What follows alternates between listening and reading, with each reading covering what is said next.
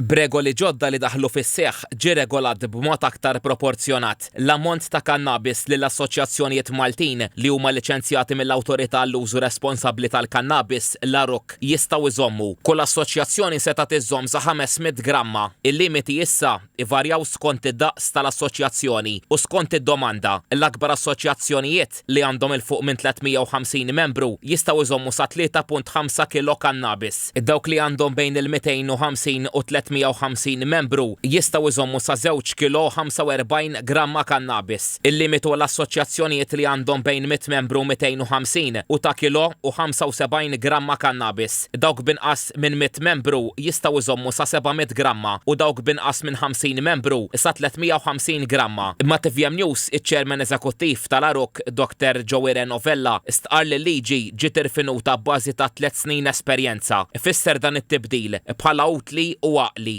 Daw l-emendi saru sabiex ikomplu jibnu fuq l-emendi leġislattivi li saru sena l-oħra fil-Parlament ta' Malta u allura sabiex inkomplu nassiguraw li r-riforma tkompli tissaħħaħ u jkun hemm is-salvagwardji kollha neċessarji sabiex din ir-riforma tibqa' tħalli riżultati pożittivi.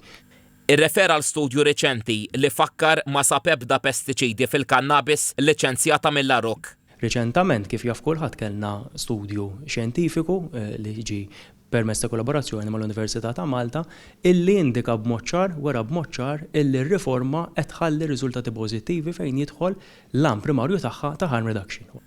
Bir-regoli l-ġodda żdiedu wkoll il-pieni għall-assoċjazzjonijiet li jiksru l-liġi. Dawk li nqabdu b'ħażna akbar milli suppost fiċ-ċentri ta' distribuzzjoni tagħhom jistgħu jiġu multati bejn 2,000 euro u 10,000 euro u dawk l-assoċjazzjonijiet b'ammont il fuq minn kemm permess bil-liġi fiċ-ċentri ta' kultivazzjoni tagħhom jistgħu jeħlu sa 50,000 euro multa. Bidla oħra li issa dawn il-każijiet jibdew jinstemaw quddiem il-qorti tal-maġistrati minflok quddiem il-Kummissarju għall-Ġustizzja. Apparti dan il-membri fl-assoċjazzjoni jistgħu jixtru sa 7 grammi kannabis fi spazju ta' 24 siegħa u sa massimu ta' 50 gramma kull xahar. Ġew introdotti wkoll multi għal min jinqabad iġorr il-kannabis f'isem assoċjazzjoni mingħajr il-permess tal-AROC. Iċ-Chairman Eżekuttiv tal-AROC għamilha ċara li r-regoli l-ġodda ma jibdlux l-ammont ta' kannabis li persuna tista' ġor fuqha jew tikkonsma. Bil-liġi persuna tista' żomm fuqha sa 7 grammi kannabis.